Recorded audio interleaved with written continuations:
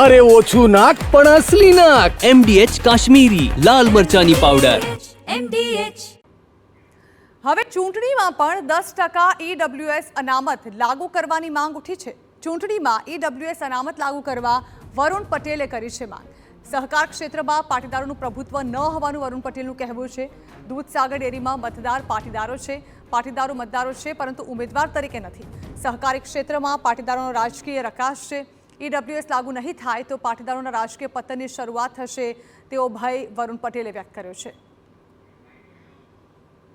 દિવસોમાં EWS જો લાગુ કરવામાં નહીં આવે તો પાટીદારો ગુજરાતની રાજનીતિમાં ક્યાંય દૂર દૂર સુધી દેખાશે નહીં.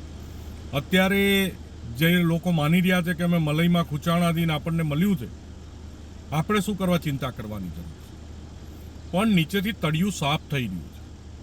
એક પછીને એક ગ્રામ્ય કક્ષાએથી, તાલુકા કક્ષાએથી, જિલ્લા કક્ષાએથી અને સહકાર ક્ષેત્રેથી પાટીદાર સમાજનું રાજકીય અસ્તિત્વ ખતમ કરવાની બહુ મોટી સાજિશ ચાલી રહી છે.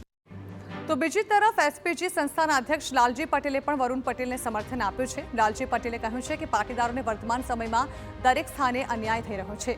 EWS અનામતનો જો શિક્ષણમાં લાભ મળતો હોય તો ચૂંટણીમાં પણ લાગુ કરવું જોઈએ, જેથી સમાજના આર્થિક રીતે નબળા વર્ગો પણ રાજનીતિમાં આવી શકે. EWSનો શિક્ષણની અંદર, એડમિશનની અંદર જો પાટીદારોને, જે ગરીબ લોકો છે, જે લોકો હોશિયાર હોય, એમને લાભ મળતો હોય તો રાજકારણની અંદર જે પ્રખર હોય, જે નેતાઓ બનવા માગતા હોય, એવા લોકો જે ગરીબને નેતા બનવા માગતા હોય, એમને જો EWSનો લાભ મળે તો ચોક્કસ એ પણ નેતા બની શકે છે. તો હું વરુણભાઈ અને સમાજના દરેક લોકો જે ખરેખર આ મુહિમ ચલાવતા હોય છે, અમે પણ SPG દ્વારા દીકરીઓ બચાવવાનો, EWSમાં મેક્ઝિમમ લાભ મળે અને દરેક લોકો ક્લાર્કથી લઈને કલેક્ટર બને માટેના પણ મોટા મોટા સેમિનાર કરીએ છીએ. ભાજપ નેતા અને પાટીદાર આગેવાન અલ્પેશ કથિરિયાએ પણ દૂધસાગર ડેરીમાં 21%થી વધુ મતદારો પાટીદારો છે, ત્યારે માત્ર 2 જ ઉમેદવારનો સમાવેશ થયો છે. જો ચૂંટણીમાં 10% EWS લાગુ નહીં થાય તો સમાજને નુકસાન થશે. વર્તમાન સમયમાં સ્થાનિક સ્વરાજની ચૂંટણીમાં પ્રથમવાર અનામત લાગુ કરાયું છે, ત્યારે EWS અનામતનો પણ સમાવેશ થવો જોઈએ.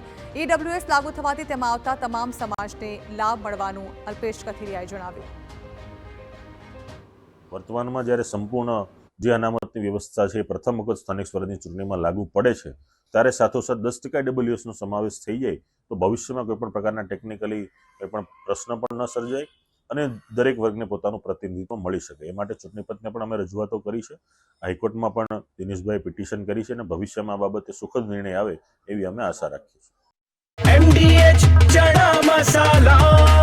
હવે છોલા હોય કે ચોળા, સફેદ ચણા હોય કે કાળા ચણા, બધું મજેદાર બનશે. MDH